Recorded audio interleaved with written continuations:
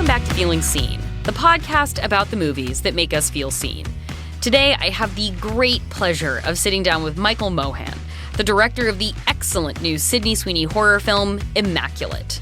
That movie was Michael's third collaboration with Sydney after the 2021 film The Voyeurs and the Netflix series Everything Sucks, where they first worked together.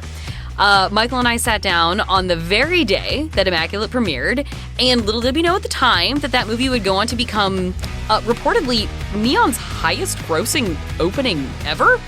It's crazy to say that from, the studio that put out Parasite and what that would go on to become, but hey, opening weekends, hard to come by.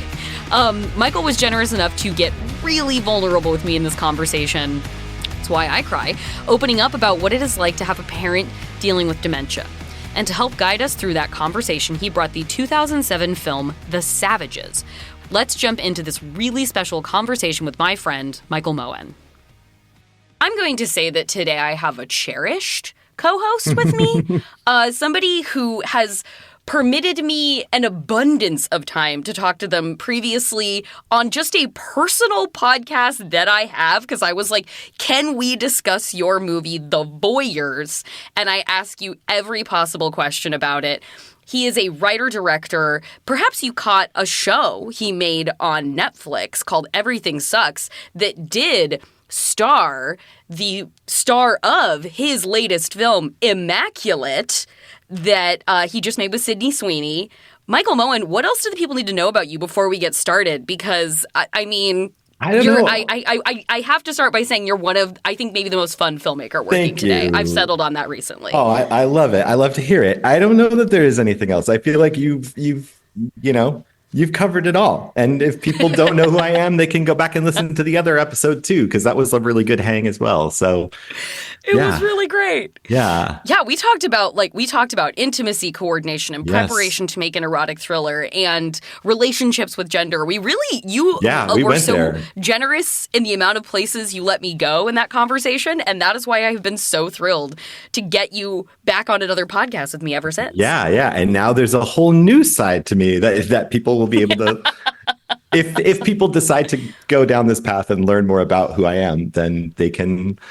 I love that I can just talk to you about this stuff, because it's this is a new thing for me. The fact that I'm slowly becoming I'm dipping my toe into the water of being a public figure, not by choice. It's more just I want to make as many movies as I can before I die.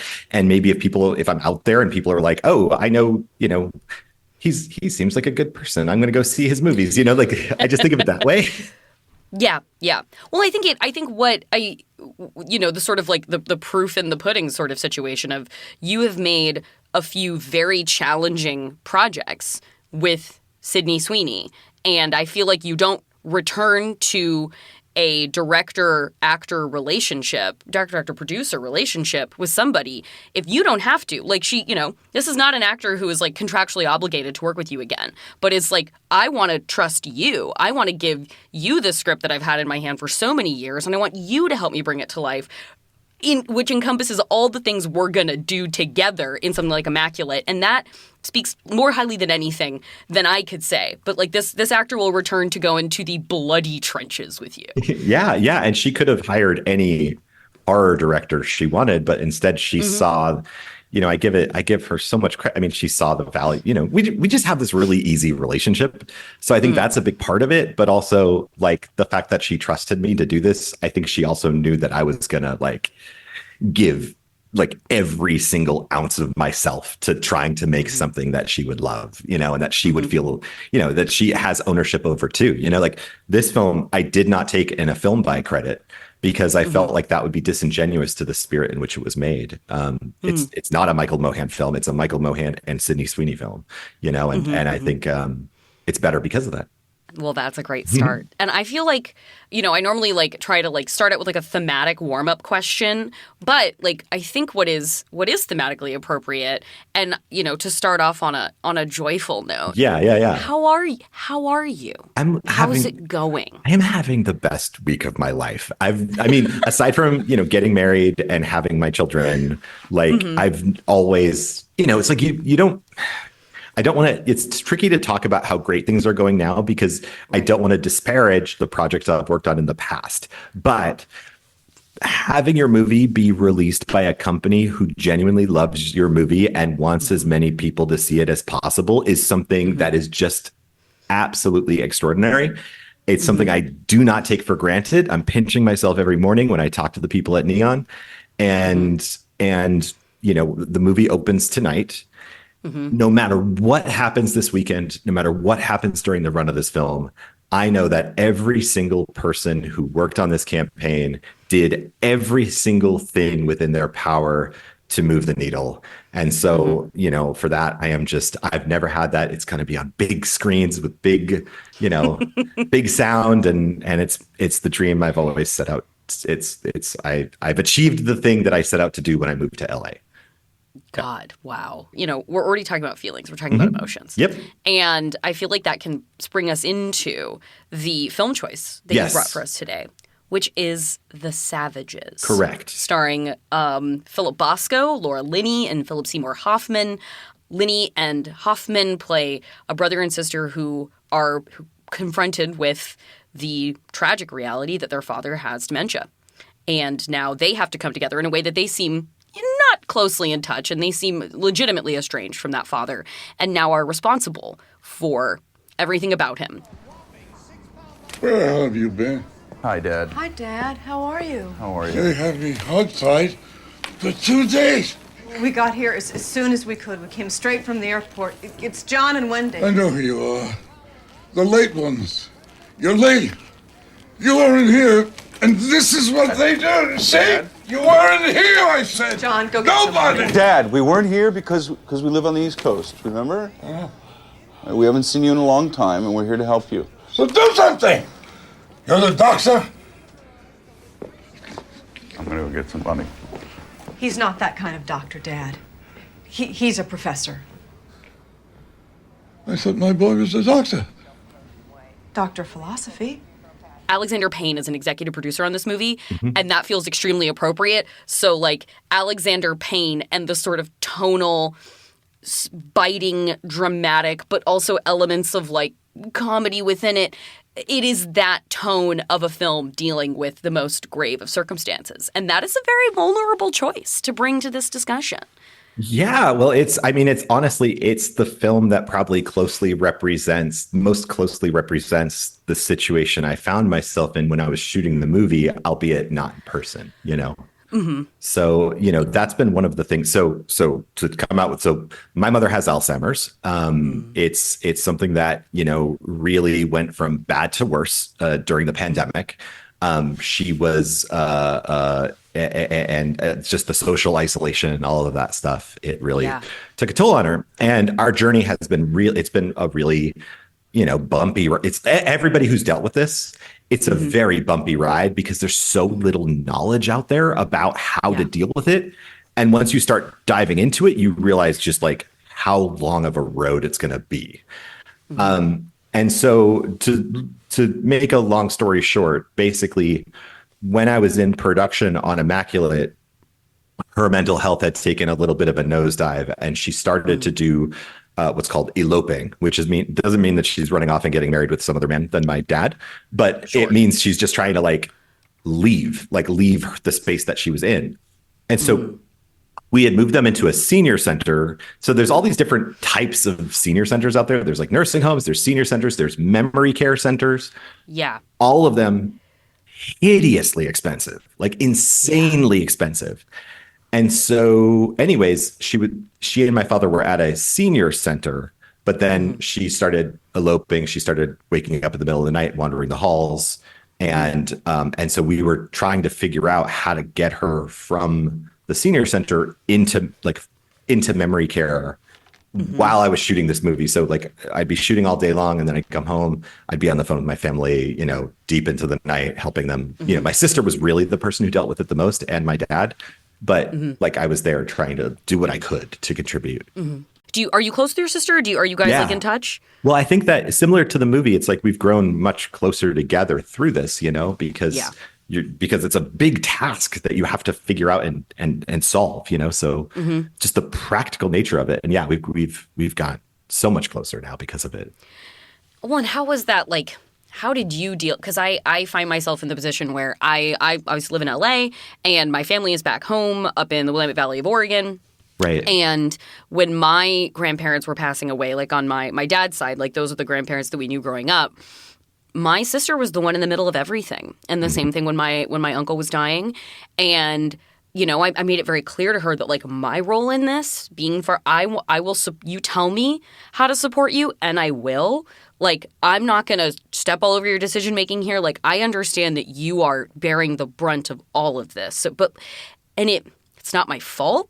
But I definitely, like, there's been, like, a process of, like, I'm not going to go back, but I feel bad that I'm not going to go back. And, like, is that a process that you have had to reconcile, too? Because it's a fucking rock in a hard place. Yeah, absolutely. I think these circumstances, luckily I have, like, it sounds like, and similar to your situation, like, my sister's super understanding. She's known that, like, it just happens to be that I'm achieving the thing like, my main life goal happened to coincide with this happening. And it's like, you know, directing, you can't, like, take a day off from directing a movie. Like, you're in it, everybody's relying on you. And so you just have to compartmentalize. I don't think that was the hardest challenge. I think the hardest challenge was managing the waves of very tangible grief that comes along with it.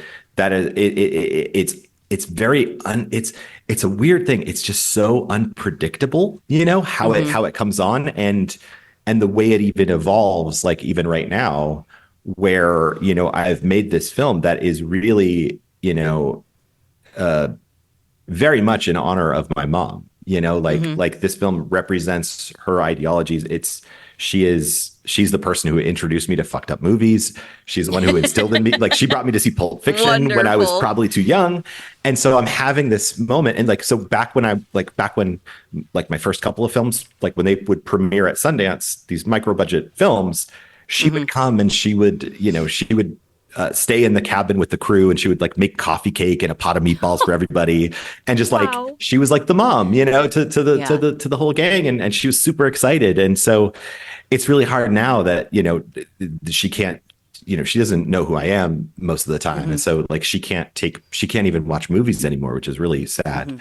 So she can't take a part. So I'm going into this week with this incredible joy, but it's impossible to not have space also for the sadness that the person who would be most proud of me right now isn't here to share in that joy.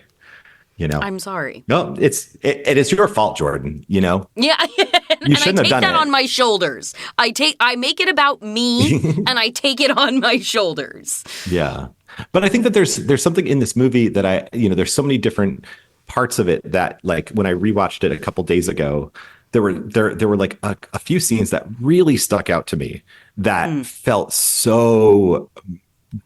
There's one moment. It's at 36 minutes and 7 seconds. And I'm so happy they put this in the movie. It's just a moment where Philip Seymour Hoffman, he's pulled up to the curb and he's just watching Laura Linney help put her father's coat on. Yeah. And it's one of those things where when you're going through it, there are moments where you might look at your parent from afar and you're seeing sort of what their life is like, what their new life is like. And slowing down and witnessing that hurts. It's so much easier when you're trying to figure out, like, there's an emergency. We have to figure it out. We got to get mom, we got to get mom into a memory care center. And then you're distracting yourself from the grief with the like putting out a fire. But then it's like when you slow down within that, that's when it's like, oh, and the look on Philip Seymour Hoffman's face of just like, because he's kind of like, he's not in denial, but he's like, he's in denial of his own grief on it. Yeah. And you see that moment, that little rift, that, sort of that little break in his expression of like, oh shit, this is real. Like, this is really happening to me, that I really appreciate. I appreciate that, especially in the context of a comedy, which is what you need in order to, that's what genre is great. The comedy is perfect for this, What's the matter? He didn't even know where we were taking him.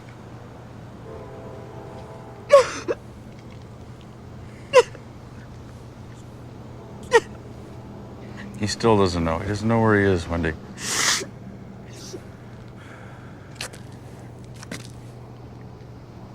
We are horrible, horrible, horrible people. We are horrible. Horrible. Horrible. Horrible. Yeah, I mean, it's almost like it's like a harrowing bit when Laura Linney becomes obsessed with the fact that like she can't find the red pillow she bought her dad from Urban Outfitters, and she's going and making a Karen-esque scene in this facility that by all accounts in this film is like really sweet and taking wonderful care of their father. Yeah. And then she goes and like physically rips a pillow from the arms of an old woman who is clinging to it for comfort to bring it to her dad, only for him to reject it because he doesn't give a shit about the pillow. Yeah. And I thought just one of the most incisive things about this movie was when Philip Seymour Hoffman kind of lines out Laura Linney, when John lines out Wendy and is like, all the niceness at this facility you would rather dad be in, all the trappings and the landscaping and the pleasantness, it's for you. Right. It's for us. It's not for him. I mean, Jesus, I'm just doing it for Dad. Dad's not the one that has a problem with the Valley View. No, I'm just trying to improve his situation. Is that a crime? There's nothing wrong with Dad's situation. Dad's situation is fine, but he's never going to adjust to it if we keep yanking him out of there. All right, and actually, this upward mobility fixation of yours, it's counterproductive and frankly pretty selfish. Selfish? Yeah, because it's not about Dad. It's about you and your guilt. That's what these places prey upon. I happen to think it's nicer here. Of course you do. Because you're the consumer that they want to target. You're the guilty demographic. The landscaping, the neighborhoods of care, they're not for the residents, they're for the relatives. People like you and me who don't want to admit to what's really going on here. Which is what, John? People are dying, Wendy. Right inside that beautiful building right now, it's a fucking horror show. And there was just such a devastating reality to that. It just pulled me to the floor watching it. And it's true. Like all of that is true. Every time I go to visit my mom in her new memory care center, she is wearing somebody else's clothes. And we're like, we have no idea where she got them. She's wearing these nice sweatpants. Who the hell knows which resident they walked out of their room, she took them. Yeah. Who knows? She also, like in the case of my mom, she's always like thinking about leaving and thinking about packing. Mm-hmm. And so when she's wandering around the memory care center, sometimes she's even like just clutching one of the drawers from her dresser because she doesn't want to let it go. And to remove that from her removes a sense of comfort. And it can actually lead to what's called a catastrophic reaction, which is when someone sort of, they lose their sense of safety, and it really causes them to freak out. And so you have to play along. There's a line in Immaculate that is taken from the teachings of how to deal with people of dementia, where she said, like, as Cecilia gets to the convent, because the convent itself is based on a senior center or a memory care center, like the way that it all is, and the fact that you have this woman wandering the halls. And so she says it's best to play along with their delusions. And that's absolutely true. If my mom sees a bunch of kids that don't exist, I should ask her about them. Oh, don't they look nice? Just keep her in that happy space, in spite of the fact that what we're talking about is fucking crazy. It's ridiculous. I mean, fucking crazy is probably the wrong words to use, and I apologize for sounding insensitive, but that's what it feels like, I have a friend who she spent a defining part of her life now, started like last year when she became the member of the family sort of solely responsible for getting her father into a memory care facility and checking in on him and having to book a flight to Florida and be like, all right, we're dealing with this now. High functioning, frighteningly intelligent. And then suddenly that thing that so defined this person, just wildly erudite and educated and sharp and has been such a hallmark in it. That is what my friend, I know her has as well. She is, inherited that from her father. And now he is slipping in that regard. And she calls him very regularly and they'll have conversations and just go with it. Yeah. He is, for him, he's in like a business facility where he's doing deals and he's making relationships and he is sorting out high level problems with his intellectual equals. And it's like, absolutely great. Of course you are. 100%, Dad. That's wonderful. Yeah. Yeah. I mean, that's how my mom is. Like sometimes she's at work when she's there. Sometimes she's at school. Oftentimes I believe she thinks she's 18 And she's forgotten that she had a husband, but my dad is now her boyfriend, and she's so loving towards him. So that's been the thing that's been such a mind fuck with it, because for like the longest time, because then it reflects back on you, because there's a very real chance I have this gene. And unlike my mom, like the thing that happened with her is when it started with her denial got in the way of figuring out her life plans. Now that I've been through that, I need to build a roadmap that may or may not have to be followed. But I don't want to do to my kids what she didn't realize she did to me. And my thoughts on it are constantly changing. Like there was a part of me where I was just like, okay, I just want to, like, once it gets to a certain point, bring me to Scandinavia, put me in one of those pods where you can euthanize yourself, because that seems like the, I don't know, that just seems like the right thing to do. However, now that I'm seeing my mom and she's on like heavy medication, she is still capable of love. And a big part of her life when she sees my dad is expressing that love. And so the question I have is, what percentage of your life that is like a messy, chaotic jumble of thoughts are you willing to put up with for the 20% of your life that you spend in ecstasy? And so that's such a challenging, it's something that you don't want to be wrestling with while you're doing press for your first theatrical feature film, but is always going on in the background. I'm like, gosh, what the hell am I going to, I mean, obviously I'm in therapy. It's very helpful. I'll come back to it in a couple weeks, but it's a crazy thing.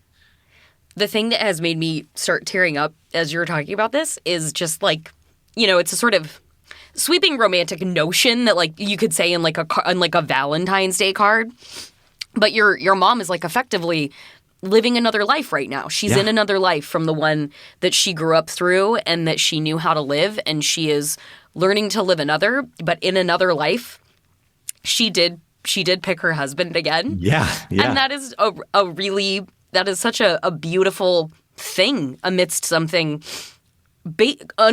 categorically and almost without relent, hard and brutal and painful. But she chose him again and is in a courtship relationship with her husband of many years.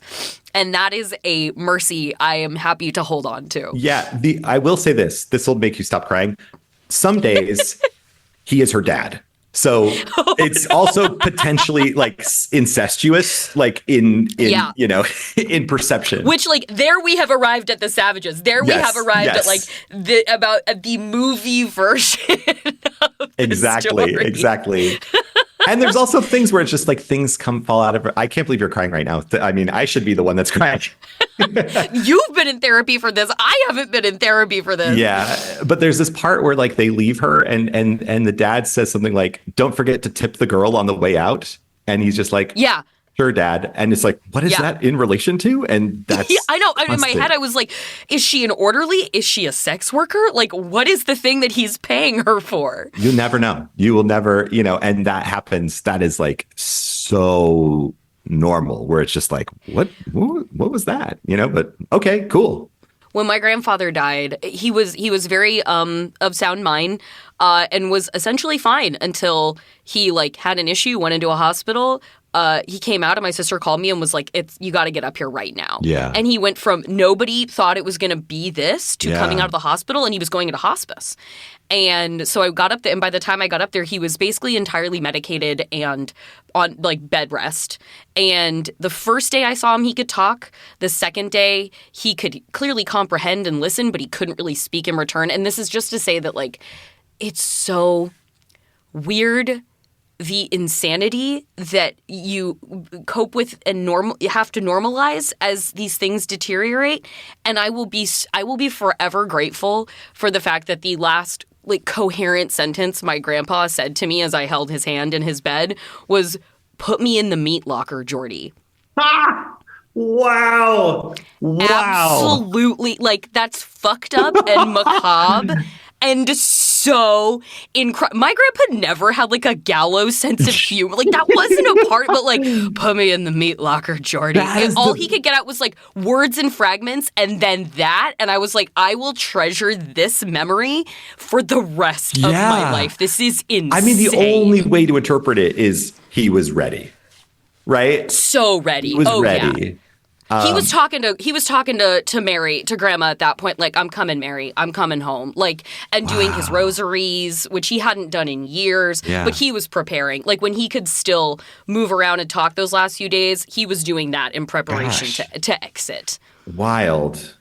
I probably won't be doing my rosaries in that state because I've closed the door to heaven with this movie, but you know. But yeah, you might have had your passport revoked. That's amazing. Put me in the meat. I'm stealing that. I'm stealing that for something. That is incredible. Bob Crucchiola deserves to be memorialized. It's time for a quick break, but I'll be right back with Michael Mohan. Then I will have one quick thing before I go about the conclusion of the Max Fun Drive, our little indie network that could, and the movie Godzilla X Kong, the little indie legendary monster universe movie that could.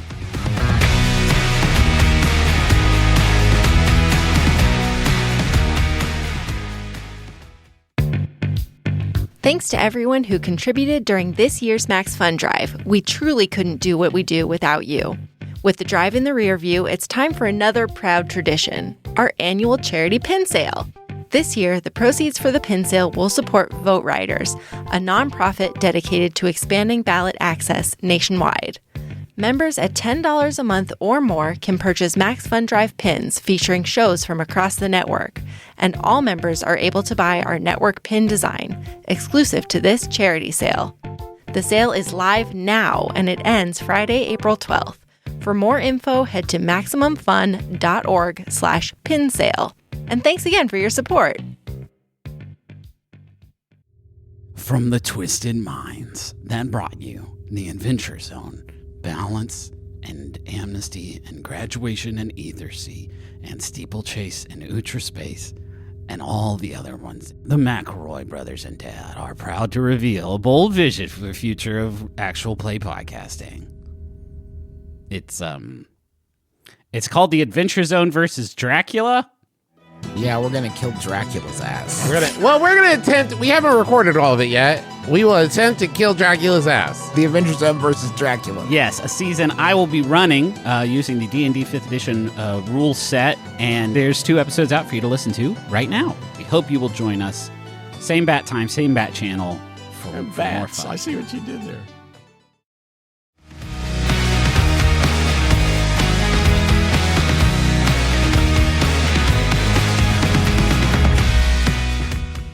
Thinking of your, like, this experience making you have to think of yourself in, like, pragmatic and logistical terms, this was the first time I'd really, like, watching Philip Bosco give this performance that is so much done in the absence of a big performance. Like, it's the slouching and it's the blankness. And I was suddenly, like, a really sad thing about watching this was thinking of the courageousness of being an elder performer doing a role like this, where this situation would feel closer to you in its possibility than for the younger actors. Like, they could be going through this and empathizing with, like, perhaps like you did, like, Laura Linney, and so maybe someone in their family is dealing with dementia. But, like, to be an actor, embrace this role, and being later in your years and be like, this could be me in 5 years, but for the grace of God, go I. And that is, I was like, holy shit, this is an insane part to actually take and, like, allow yourself to immerse in and be vulnerable as an elder actor in this way. It is so important, though. Like, there's that moment on the plane where his pants fall down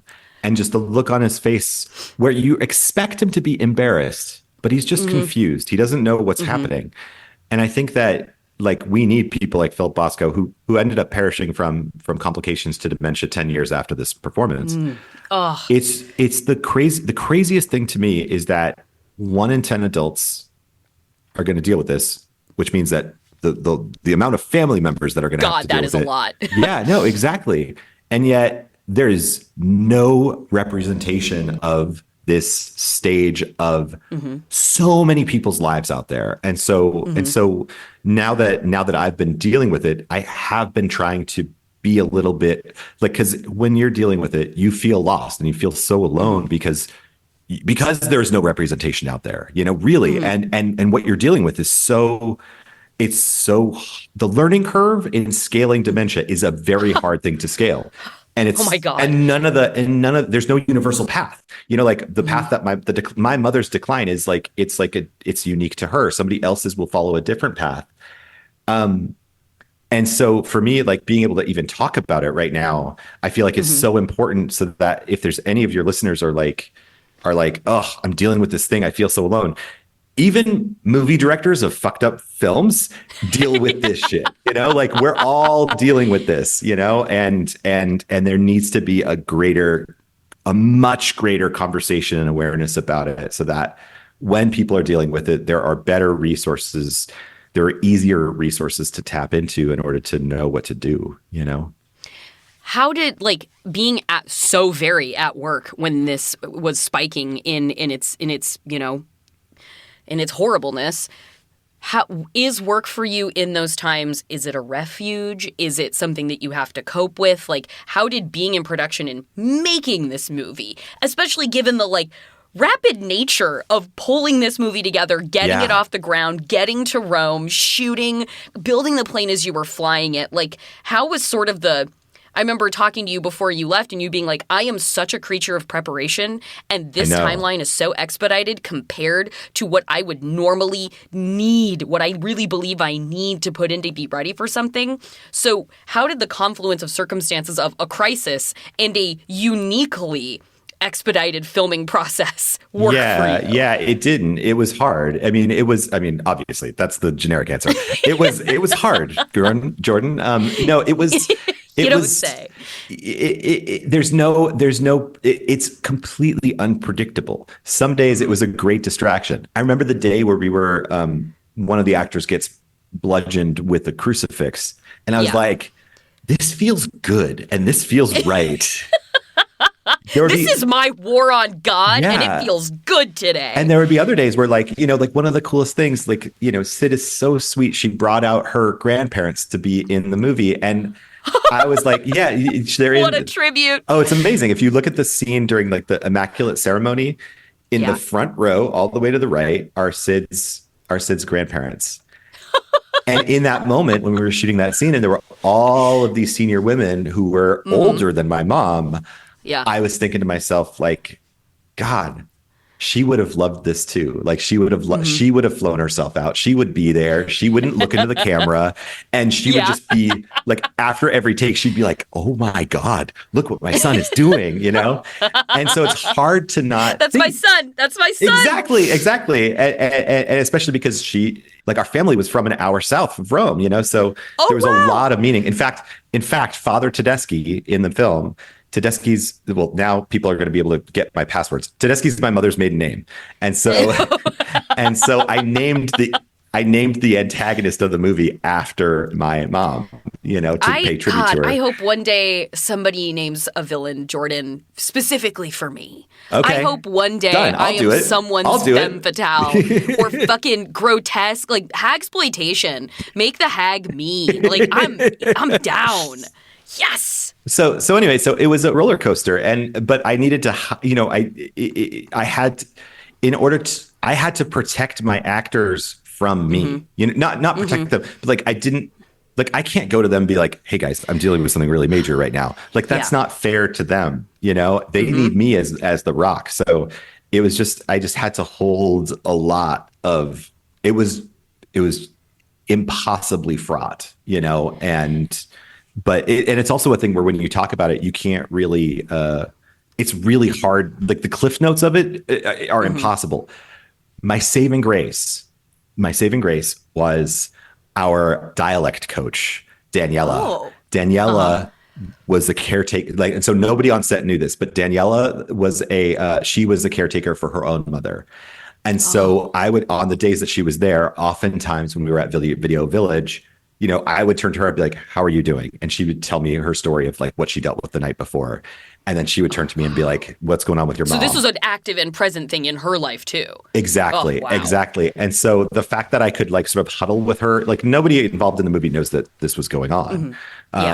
But we were able to actually commiserate and just, it wasn't even about solving a problem because the problem is so hard to solve. It was more just about like having a person. It's about feeling seen. It's about like having a person there who understands what you're going through, that makes you feel like you're not as crazy for going through it, which is the whole premise of your MO with pretty much everything and how you live your life, It's so like, I will go back to like that for like, there's such a specific and unique career being a director, and getting movies made is so hard. And a movie is a gargantuan team effort, but then there is this accountability that falls on the director where like, it is an unbelievable amount of pressure and responsibility. And I remember talking to a friend of mine who's a director who, on a movie of his that he liked making, that was a good process. He once told me, he's like, every day when I would go to the same cafe and get my coffee, I would hope a bus would hit me walking back across the street.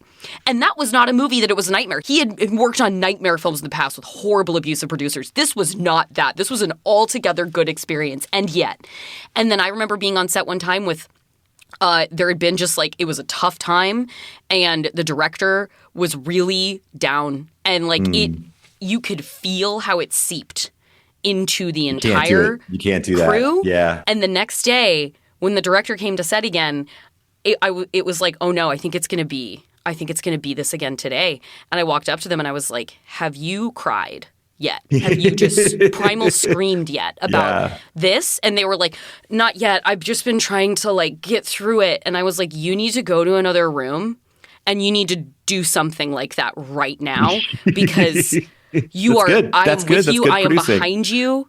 But today can't be like yesterday, so let's like really get this bad boy back on track and like really show up. And you could feel the emotional difference on the set that day. Yep. People were, so you can't, it's gotta be game face. Yeah. And you're dealing with your mother's dementia, half a world away, and you've got to show up every day and it's gotta be fucking game face. Yeah. And that is it was so much. it was crazy. I had a similar moment that what you're talking about on the set of Pink Grapefruit, a short film that I made back in 2015, where I found myself in a funk, and literally it was Adam Hendricks and Greg Guillory, the producers of Megan.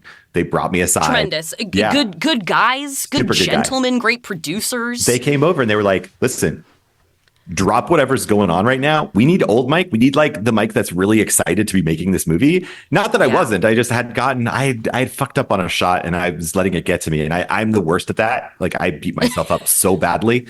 But they were like, you can be you again. And and that permission and that, I don't know, somehow that has always stuck with me. So like at the top of every day, even though everything's insurmountable and it feels like the train is always falling off the tracks, it's like you're a director's delusion that they can actually accomplish the tasks of the day is your greatest asset and will ultimately it's gotta be result there. It's in amazing success. How fundamental delusion is Absolutely. to being good at this job. Yeah, it's the only, if you want to be ambitious, it's the only way you can accomplish things that every single person is telling you don't have the resources for, So I just tried to, it depended on the day. There were some days where I was feeling it really hard. And so what you have to do is you have to just like in between setups, I would like walk to another part of the convent. I would, you name your feeling. You're like, this is what grief feels like. I am feeling grief. This is a wave, one moment in the future. I don't know how many minutes will transpire before this happens. I will no longer feel like this. But if I name it and I acknowledge it and I feel it, that causes it to pass faster. Breathing causes it to pass faster. So there are tools that I've learned to be able to deal with it. I will say that luckily, like I think the hardest part with all of this is that because it's a constant decline, every time you see that person is the last time you will see them like that. Like Thanksgiving, when I went home to visit my family for Thanksgiving last year, I visited my mother three out of the 3 days, right? First day, no idea who I was. Second day, I was a friendly person.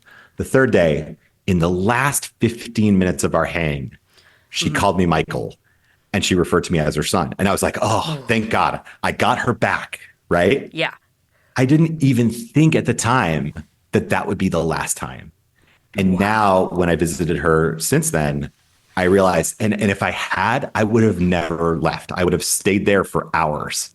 But now it's gone. Now I'm gone. You know, it's like being the Back to the Future, the photo, and like it's like I am the Marty McFly that is the vanishing image. Yeah. And so now I have to remember every time I visit her that just to like enjoy what I've got now, because it's only sadly, this is a downer of a podcast episode. I feel emotionally enriched. Okay, so I think there's a real flip side of that coin where I am just feeling hopefully people are hearing it and if they're dealing with it, they're like, oh, I've dealt with this too. But you just have to really anytime I see it, like, for the movie's coming out this weekend, and like, I'm going to Boston. I'm taking a little side detour to Boston so that I can share the film with my family and do a little Q&A for them, and they're all going to be freaking out. Oh my God, Tedeschi! They said Tedeschi, and everyone in the audience is going to be like, "Why are they laughing every time he says Tedeschi?" But then I'll visit my mom, and I just have to remember, like, okay, like, take this in for what it is. And the one boundary I do have to set for myself is the hardest thing is when I leave, don't turn around, don't look back. Yeah. Because if I look back, I might see an image that sticks in my brain and is very sad, like when Philip Seymour Hoffman. So it's, it's weird to have to live your life where you're sort of like constantly protecting yourself against emotional damage, but it's a marathon, so. Dad, I thought you might like this to help prop you up. Lean forward. There. Dad. Oh, Wendy, forget it. I don't want it. Are you sure? It'll make you more comfortable. Come on. Here we go. I don't want it. Can't you hear? What the hell does she think I'm paying her for? To bother me? Well, he doesn't know what he's talking about. Given what a heart-forward person you are, and your movies play in these extremes, are movies the process of making them, or the story of them, like, do you approach them as like a therapeutic or imbuing of the self sort of process in them? Or is it I seek to get away from and sort of challenge different modalities that are not like the comfortable Michael Mohan? I don't know. Like, that's a hard question to answer because I haven't really done any sort of self-diagnosis on any of this. Sure. The one thing I can say is that this year I have been craving watching much darker horror films. I find a lot of solace. I went down a path, Jordan. I did. So Ms. 45 was the gateway, which turned into, it is now one of my favorite movies of all time. I think that film is so entertaining. That led me to Thriller, A Cruel Picture, which is marvelous, which led me to, some of the late Fulci stuff, like New York Ripper, which led me to Maniac, which led me to The Last Horror Film, which, if you've never seen The Last Horror Film, this is a must. It's incredible. It's like, it was Verite. It was shot Verite at the 1981 Cannes Film Festival. So like there are scenes on the red carpet between the two main actors. It's the same cast as Maniac, which led me to Combat Shock. So anyways, that's the kind of, they don't make them like they used to, that does really pull at my heartstrings. Yeah, exactly. And there's something just visceral about it. And I don't know why it's therapeutic, but it's working for me. And that's why I feel even more of a deeper, like that's why I feel so much more proud and a bigger kinship within the horror community, because I think that people who love horror films deep down are like, people used to categorize them as one type of person, but I think there's a lot more sensitivity in horror than we think, I completely agree. And so it's been a real joy to like feel like an active part of that. I'm still on the outskirts, you know, because I'm you know, because this is my first horror film, but I do feel like I wanna continue to make fucked up shit that can help make people in this community feel better about their own lives, because it's serving that purpose for me, especially if it's beautifully shot and like thought provoking and all that other good stuff. But anyway, yeah. But the Savages is not a horror movie.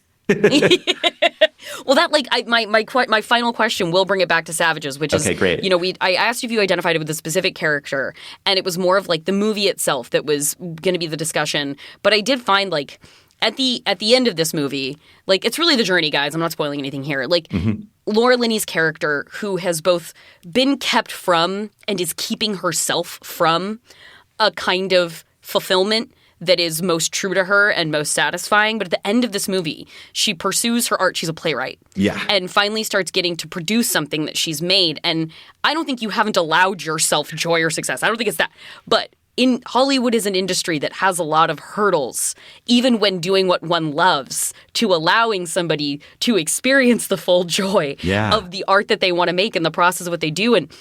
But like, what in, you know, you were saying, I was talking to you before about like the sort of karmic pileup that you had generated that is now like finally fucking landing in your lap with this movie coming out.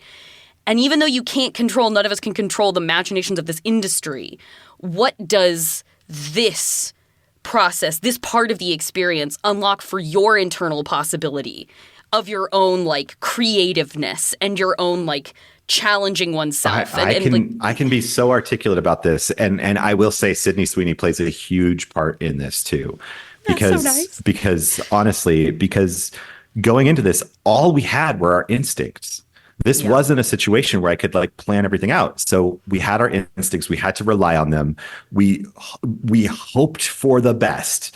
We knew we had a limited amount of time, and all I said to my collaborators, because there were a lot of frustrations. We didn't know, like, there was a point in time where there was like this whole like 30-minute chunk of the script that I had to just like remove from the script at the last minute that we had spent a lot of time prepping. Yeah. And that was frustrating.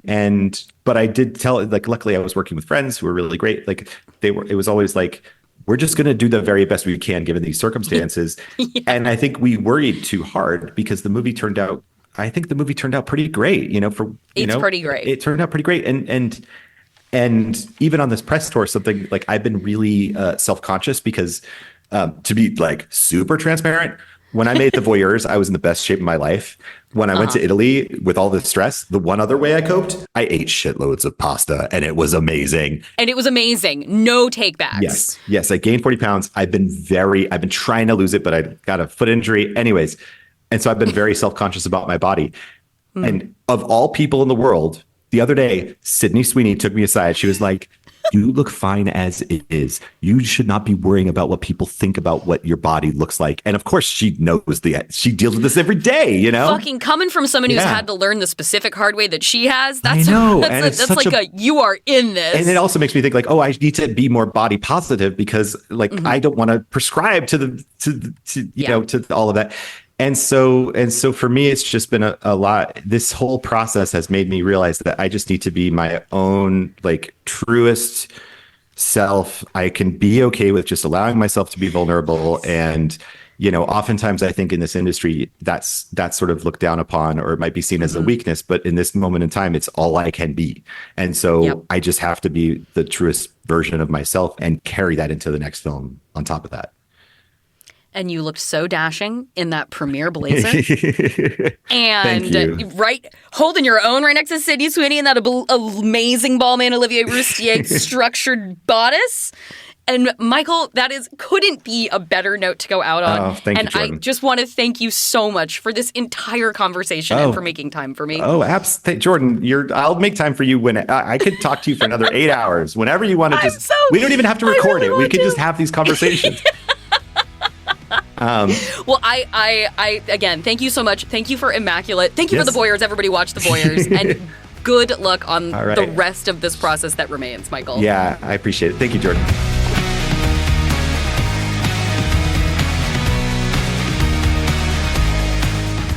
I can't say enough about how great it was to talk with Michael Mohan. Thank you again to Michael for sharing so much with us in this conversation. And as a thank you, maybe you can go check out his new movie, Immaculate. If you already saw it, go again. It's just like 89 minutes. And now with the new knowledge about what is going on behind the scenes. It is in theaters right now. Get out there, support some independent cinema. And now, one quick thing before I go, you guys, we finished the Maximum Fun Drive. Maybe you were good enough to join us for the big finale live stream that we did about it, which was so much fun. We hit our pledging member goal of 15,000 for Maximum Fun, and in fact surpassed 16,000 new or upgrading or boosting members. That means also for our show specifically, we hit our cute goals, which means some of you will be getting posters from my collection of one-sheets. I'm so excited that we do this now, and we got enough new members to where we will be doing our bonus content episodes talking about erotic thrillers. The first one is available to you now, members. Me and producer Marissa talking about Bruce Willis's The Color of Night, or no, certainly just Color of Night. Why would there be an article there? That would make too much sense. And so that is going to be on the bonus content feed, along with, we're already scaring up more guests, you guys. We're already getting pledges for more erotic thrillers. That I'm very excited to talk about. And then, my second one quick thing bit, went and saw, what is it? Godzilla X Kong, Godzilla by Kong, Godzilla Does Kong, I don't know, The New Empire, the latest in the legendary kaiju monsters series. I had a blast. Went and saw it in theaters. What a kick. I loved Godzilla King of the Monsters. Like, legitimately, I think it's the best one of this whole series. And in the way that this movie, in the way that Godzilla King of the Monsters makes you weep for Godzilla and, like, the human connection that he has with Ken Watanabe in particular, I think this is Kong's version of that. This is very much Kong's movie, Godzilla by Kong, The New Empire. This is very much a Kong story. We're in Hollow Earth with him a lot. He's lonely. He wants to find new ape friends now that he lives in Hollow Earth and he's not on Skull Island anymore because apparently Skull Island was washed away in probably climate change related weather. But he's lonely and sad. But guess what? He finds a new community of apes similar to him, but they are being ruled over by the despotic The Scar, that big red ape swinging a bone chain from the trailers. And Scar wants to get back up to Earth. That's not a good thing. Kaiju have to unite to stop him. It's such a hoot. That's all I need from these movies is to be a hoot. I got more than what I needed. It corrects what I would say is the predominant issue bogging down Godzilla versus Kong with the Mechagodzilla. In that there were too many people in that movie. There were too many people. There were too many separate stories. We needed to keep track of too much human bullshit. In Godzilla vs. Kong, I think Adam Wingard has actually specifically talked about how they wanted to really pare down how many people you had to follow in this one to just streamline it. He was right. So yeah, you're basically with like the Scoops troupe of the legendary Monsters universe.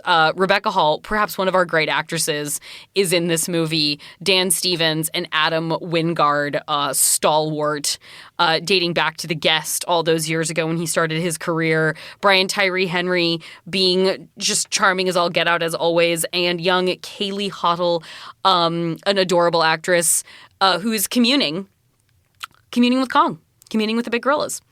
I cried. I cried a few times.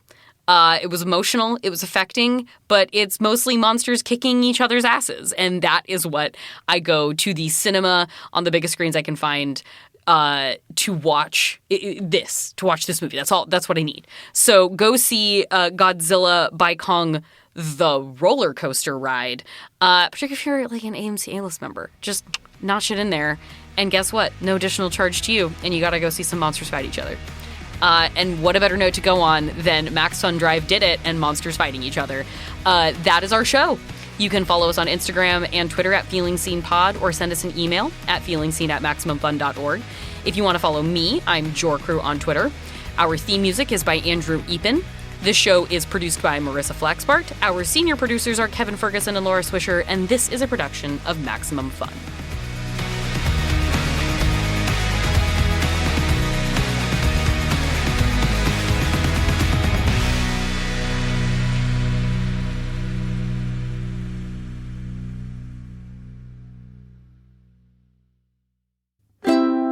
Maximum Fun, a worker-owned network of artist-owned shows. supported directly By you.